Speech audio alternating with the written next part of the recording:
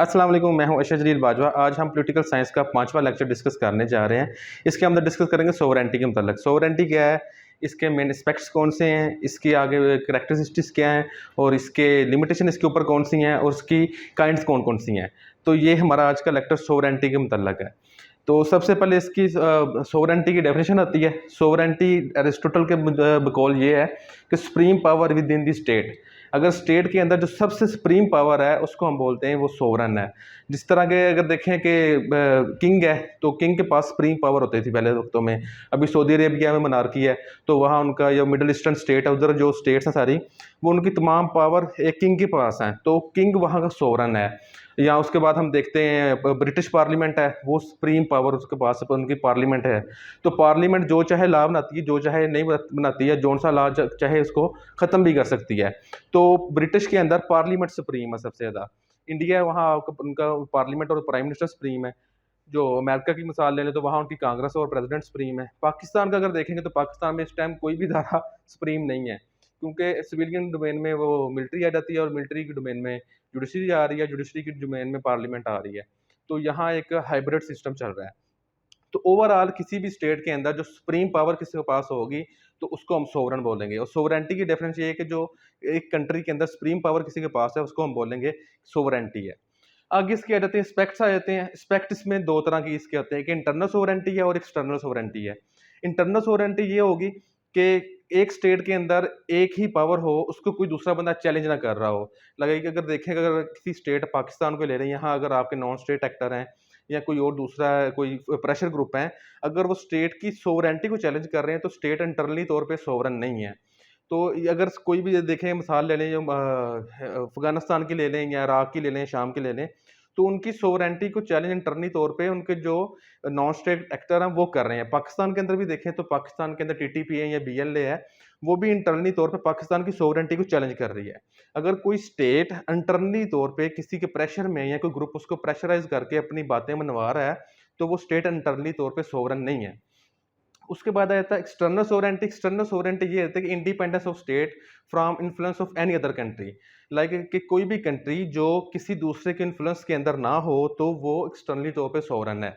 अब इसकी मिसाल हम ये लिख सकते हैं, अगर देखें कि यूएसए है या यूके है, तो वो इंटरनली और एक्सटर्नली तौर पे सोवरन है, उनके ऊपर इतना प्रेशर नहीं होता। इसकी मिसाल अगर देख लें, हम थर्ड वर्ल्ड की कंट्री लेते हैं जिसमें पाकिस्तान आ जाता है या अफगानिस्तान है या दूसरे कंट्री मिडल ईस्ट के आ जाते हैं, तो वो उनके ऊपर किसी हद तक एक्सटर्नली प्रेशर है, तो वो किसी हद तक एक्सटर्नली तौर पे उनकी सोवरेंटी को चैलेंज किया जा रहा है। अभी देखिए अफगानिस्तान के अंदर ड्रोन अटैक्स होते हैं या पाकिस्तान के अंदर ड्रोन अटैक्स हो रहे हैं, तो एक्सटर्नली तौर पे सोवरेंटी को चैलेंज किया जा रहा है।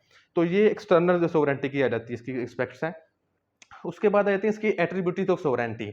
इसकी डिफरेंट कैरेक्टरिस्टिक हैं। अगर ये तमाम पॉइंट्स हैं तो इसकी डिफरेंट सोवरेंटी के पॉइंट्स होते हैं।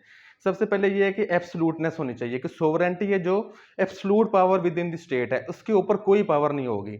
स्टेट के अंदर अगर प्राइम मिनिस्टर है या प्रेसिडेंट है या पार्लियामेंट सुप्रीम है, तो उसकी अथॉरिटी को कोई और बंदा ओवरलैप नहीं करेगा, कोई और बंदा उसको चैलेंज नहीं करेगा। तो सोवरेंटी एब्सोल्यूट होनी चाहिए। अगर एक बंदा किसी स्टेट के अंदर सुप्रीम है, सुप्रीम पावर उसके पास है, तो उसी के पास होनी चाहिए। उसके बाद आ जाता है इनडिविजिबिलिटी, कि सोवरेंटी को हम डिवाइड नहीं कर सकते। इसकी sovereignty can not be divided, if it divided it's mean it's murdering it. मतलब अगर हम सोवरेंटी को अगर डिवाइड कर रहे हैं तो उसका मतलब कि सोवरेंटी को खत्म कर रहे हैं। उसके बाद इसका तीसरा पॉइंट आया था ऑल कॉम्प्रीहेंसिव एंड यूनिवर्सलिटी। मतलब कि सोवरेंटी तमाम इंडिविजुअल और जितने भी इसके अंदर ग्रुप्स हैं तमाम के ऊपर है। कोई भी बंदा ये नहीं क्लेम कर सकता कि मैं भी सोवरेन हूँ और सोवरेंटी को चैलेंज कर रहा होगा वो। इसका मतलब ये कि it can be extended to all individual and group within the state. जितने भी स्टेट के अंदर ग्रुप्स हैं या इंडिविजुअल हैं, तमाम के ऊपर सोवरेंटी का लहाक होगा। कोई बंदा दूसरा प्रेशर ग्रुप या कोई भी इंडिविजुअल सोवरेंटी को चैलेंज नहीं कर सकता। उसके बाद से क्या आता है, परमानेंस आ जाती है, कि sovereignty is permanent, it continue up to the time to the state exist. इसका मतलब ये है कि जब तक स्टेट है तब तक सोवरेंटी है, मतलब कि परमानेंस होनी चाहिए। अगर सोवरेंटी खत्म होती है मतलब स्टेट खत्म हो रही है, मतलब कि डायरेक्टली स्टेट का और सोवरेंटी का कनेक्शन है। अगर आपको परमानेंस को सोवरेंटी को खत्म कर रहे हैं तो मतलब स्टेट ही खत्म हो रही है। उसके बाद एक्सक्लूसिवनेस आ जाता है, कि there is no other power to compete within it. It's mean कि in state there can only be one sovereign. इसका मतलब ये है कि एक्सक्लूसिव पावर सोवरेंटी की एक ही बंदे की होनी चाहिए, कोई दूसरा बंदा क्लेम नहीं कर सकता। एक ही स्टेट के अंदर एक ही सोवरन होना चाहिए। उसके बाद इनएलिजिबिलिटी आ जाती है कि इसका मतलब कि डिवाइड नहीं हो सकती। Impossible to take away sovereignty, to alienate is to destroy it. मतलब कि हम सोवरेंटी को 2 3 4 लोगों के अंदर डिवाइड नहीं कर सकते। सोवरेंटी इनएलिजिबल है, इसको हम अगर डिवाइड करेंगे तो इसका मतलब हम इसको खत्म कर रहे हैं। ये इसकी एट्रीब्यूट्स हैं। उसके बाद आ जाती है इसके ऊपर, सोवरेंटी के ऊपर कुछ लिमिटेशन भी हैं। सबसे पहली लिमिटेशन आती है नेचुरल लिमिटेशन। नेचुरल लिमिटेशन में होता है कि सोवरन ये नहीं डिक्लेयर कर सकता कि तमाम अगर सूरज को हम मशरक से निकलता है तो मगरब से निकले। मतलब कि सोवरन पावर एक हद तक होती है, सोवरेंटी भी कुछ लिमिट है। मोरल उसकी उसकी या नेचुरल इसकी जो लिमिटेशन वो ये है कि वो जो नेचुरल चीज़ें हैं, अगर सूरज मशरक से निकलता है तो वो मशरक से निकल सकता है, मगरब को ये नहीं कह सकता मगरब से कल से निकले। उसके ऊपर ये लिमिटेशन है। उसके बाद मोरल लिमिटेशन आ जाती है कि ये नहीं हो सकता कि मोरलिटी, मतलब कि मोरल वैल्यू कुछ होती है किसी भी सोसाइटी की, तो उसका ये मतलब नहीं है कि सोवरन ये डिक्लेयर कर दे कि तमाम भी अगर ब्लू आइज बॉय हैं, ग्रीन आइज बॉय हैं, या कोई लड़कियां हैं ब्लू आइज वाली, उनको कत्ल कर दिया जाए। तो ये उसके ऊपर मोरल लिमिटेशन है सोवरेंटी के ऊपर। उसके बाद कॉन्स्टिट्यूशनल लिमिट्स आ जाती है। कॉन्स्टिट्यूशनल लिमिट ये होती है कि जो कॉन्स्टिट्यूशन ने लिखा है सोवरन उसको नहीं चैलेंज कर सकता। कॉन्स्टिट्यूशन किसी भी कंट्री का सुप्रीम है, तो सोवरन है जो उसको कॉन्स्टिट्यूशन के खिलाफ कुछ भी इस तरह का ऑर्डर नहीं दे सकता। तो उसके ऊपर कॉन्स्टिट्यूशनल लिमिट्स हैं। उसके बाद चौथे नंबर पे आ जाती है इंटरनेशनल लॉज हैं। कुछ इंटरनेशनल लॉज हैं, ट्रीटीज़ हैं, वो भी उसको सोवरेंटी को या सोवरन को जो एक्सट्रीम पावर जिसके पास स्टेट के अंदर है, उसको भी चैलेंज या कुछ हद तक उसको चैलेंज कर रही होती हैं। मतलब कि जिस तरह की इंटरनेशनल लॉ है, कुछ ह्यूमन फंडामेंटल राइट्स है, अगर कुछ सोवरन या कुछ स्टेट्स को छीनती है तो वो उसके ऊपर इंटरनेशनल कन्वेंशन है, ट्रीटी है, वो उसको कहते हैं कि आप इसको ये ह्यूमन राइट का आपको तकद्दस बहाल करें। तो ये 4 इसके ऊपर लिमिटेशन है। जो सबसे पहले इसमें आ जाती है मोरल है, कि मोरली तौर पे कि कोई बंदा, कोई किंग या कोई सोवरन ये नहीं कह सकता कि तमाम इस बंदे खास ग्रुप को या खास माइनॉरिटी को या खास बंदे को कत्ल कर दिया जाए, ये मोरल लिमिटेशन है। या हम कह सकते हैं कॉन्स्टिट्यूशन लिमिट है, कॉन्स्टिट्यूशन को चैलेंज नहीं करना।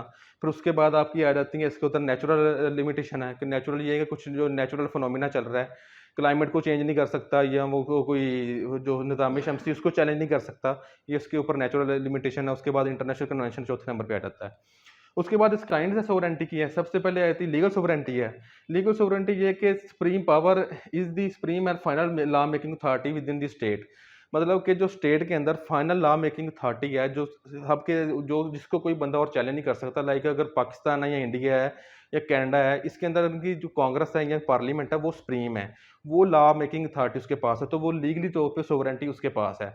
उसके बाद आ जाती है पोलिटिकल सोवरेंटी। पोलिटिकल सोवरेंटी में जो आ जाता है कि आपके जो डिफरेंट प्रेशर ग्रुप्स हैं, इंडिविजुअल हैं, या आपकी आर्मी है, या आपके दूसरे जो उसके अंदर डिफरेंट एक्टर्स होते हैं, जो नॉन स्टेट एक्टर हैं, या पब्लिक ओपिनियन है, या इलेक्टोरेट है, ये तमाम मिलके आपकी पोलिटिकल सोवरेंटी बनाते हैं। उसके बाद जो तीसरी सोवरेंटी वो पॉपुलर सोवरेंटी है। पॉपुलर सोवरेंटी ये होती है कि जो ओवरऑल जो पीपल्स हैं उनकी वो मिलके तमाम उनके एक खास तौर पे एक ओपिनियन बनाते हैं, जर्नल विल उसको कहते हैं, जो अपना एक कॉन्ट्रैक्ट साइन करते हैं, तो वो कहते हैं people are the sovereign, people ultimately sovereign है। तो ये 3 तरह की इसके अंदर सोवरेंटी है। सबसे पहले इसके अंदर लीगल सोवरेंटी है कि लीगल तौर पे लॉ के अंदर जो बंदा सोवरन है, जो लॉ बनाता है और जो लॉ को इम्प्लीमेंट करवाता है, वो लीगल सोवरन है। दूसरे नंबर पे आता है आपका पॉलिटिकल सोवरन आता है, कि पॉलिटिकल में डिफरेंट प्रेशर ग्रुप आ जाते हैं, पॉलिटिकल पार्टीज आ जाती हैं, आर्मी आ जाती है, नॉन स्टेट एक्टर आ जाते हैं, तो ये पॉलिटिकल सोवरन हैं। उसके बाद तीसरे नंबर पे जो आपकी आती है पॉपुलर सोवरेंटी आ जाती है।